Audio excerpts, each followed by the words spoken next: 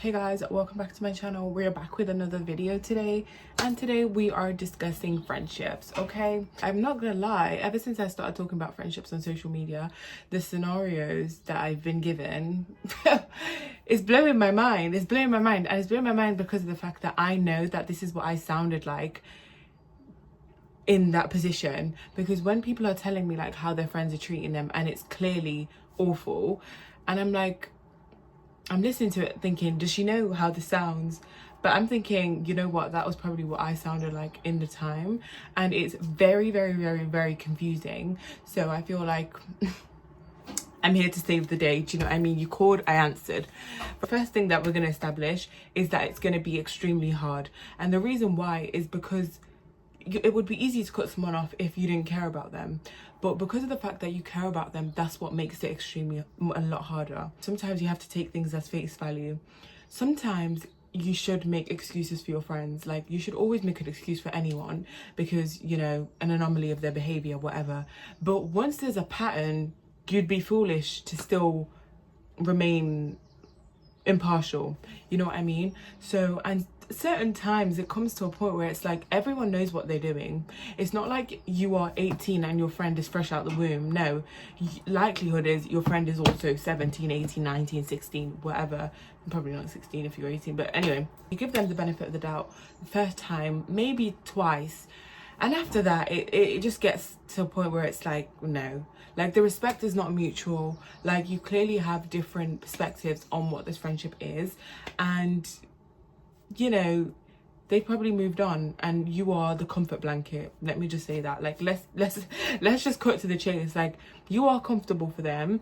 And when you realize that a lot of friendships though, when you like move to different schools, or maybe you move to different cities, or you just enter different chapters of your life, you can definitely tell when like your friend or a close friend of yours has then shifted. So now you become that kind of person they come to if they need advice, or like if they need therapy, or like their other friends basically aren't ready. I know that's a very common scenario, to be like the backup friend. And it's just like about having enough self-respect to be like, you know what, no, there's a line. And I feel like you should absolutely have conversations. Too many people don't have conversations about the friendships, and that used to be me as well, because I just wanted to avoid like any kind of like friction. But at the end of the day, if you don't have the conversation, it's just gonna build up the resentment, and like after a while I just collapse and I'm like, well, you did A B C D E F G H I J K, and I should have just been saying it as it happened. And it just makes you more tolerant, like especially if it's like your best friend or like your closest friend, and it's not behaving in a way that is making you uncomfortable, or it's not making you feel appreciated, or it's making you feel like you guys are separating. It's like you don't want it to be true, so you're trying to like justify it in your head, or you're trying to give them multiple chances to prove to you that it's not the truth. But after multiple chances and it's still going on the same, because there is a pattern of people saying that they're going to change. You know, we all know actions speak louder than words. And so if you're constantly like, if we have a conversation about, you know, the friction or whatever's going on in the friendship, and just trying to like touch base again, and you're like, oh my god, I totally didn't know, and they're like, let's do this, or, you know, I'm sorry about that, moving forward, and you know, typically that lasts like a week. Even saying a month would be pushing it. Like, the true colors start to show, and it's like once you're open to it, once you wake up to it, you can't unsee it, because like then you just like start to see the behaviors. And the thing is, guys, it actually just is so muggy. Like, it's so muggy, and it's like you want them to, like, it doesn't make them a bad person. Let me just say that. It doesn't make them a bad person. It just means that they're not meant for you, and that's it. Like, you guys have like expired. That's the only way to say it, because different friendships like have different time limits, and you know once the time is up. Okay, you know, you actually know. And it's okay to pull the wool over your own eyes, but at the end of the day, you are the only fool. Like, and this is, I'm talking to you in a way of how I was talking to myself. And it actually, like, and it's easiest like in certain cases, because if I'm not that close to a person, I typically like end friendship, and that's that. Like, I don't give it twice a thought. But sometimes when you stick up for yourself, it's like you kind of feel bad, because you're like, oh, maybe they didn't mean it in that way, or they didn't mean to make me uncomfortable. And that's fine, maybe they didn't mean it, but it's still important to have the conversation and get the like get that out of the way to like understand. I was actually really annoying myself basically, because like I always like to like preach self-love and like trying to reach self-worth, like just to know that, like understand the foundation that anyone in your life is replaceable except you. You have to be able to go through it to live and tell the tale. That's basically my point. I feel like I probably give more chances to my friends than I would with a man. I think that makes more sense to me. Like I think that makes the most sense, because your friends is like people who are the backbone of everything and likely raised you, and they'll always be there for you. So, and they're not like they're not pledging in the same way that a man is to like support you and love you and whatever. And there's certain things a man can do that's unforgivable that like wouldn't, like just for me. And I genuinely do feel like in most cases you should give more chances to your friends than a man. Like it just makes more sense to me. And yeah, so then I started thinking like, oh my goodness, like if I'm letting a friend treat me this way, God help me, how would I let a man treat me? And that is where the light bulb, like the switch clicks, because I'm like, oh my God, like if I'm actually taking this, like I probably would take anything, like, because you know once you have a standard and you push it down, then next time that happens you're like, oh, push it down. Then you get here and you'll be like, oh, I can tolerate that, push it down.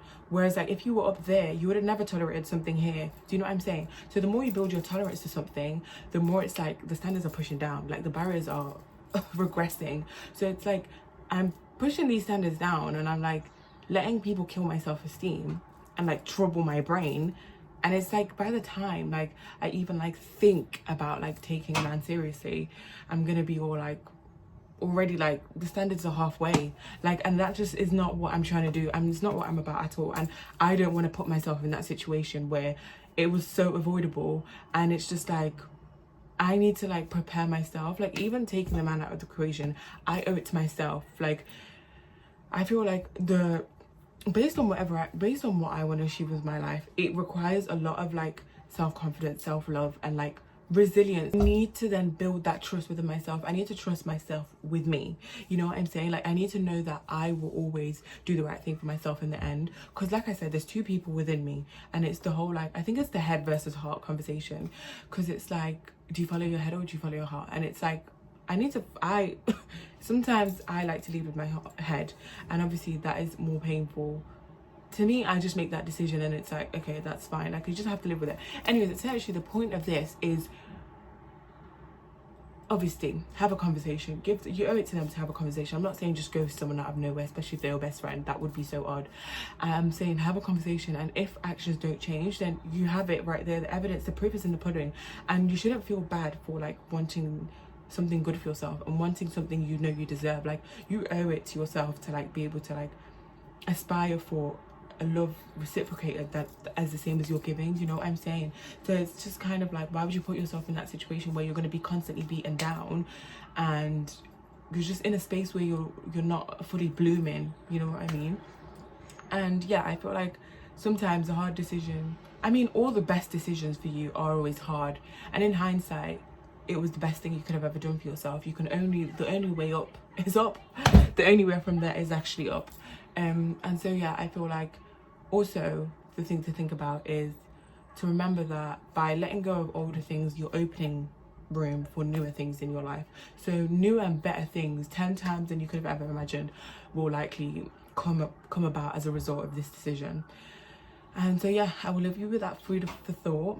I know it's hard, okay, like I said, but I've been there, and like I'm speaking from experience, and I do genuinely think the best way to go about it. And it's going to be millions of tears, and you're going to contradict yourself so many times, but at the end of the day, you need to think about your future self, or develop an alter ego, and just think, would that person tolerate that, or how would that person behave in that situation? And that's that. Goodbye. I don't know how to end my videos anymore, because like, take care. Like I feel like after I just beaten you down with advice, you probably after I just beaten you down with advice, I don't think you want a kiss from me. But yeah, that is my video.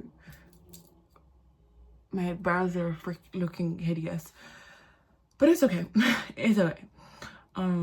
That is my video for the week. I will see you guys next week. Take care, queens. Bye.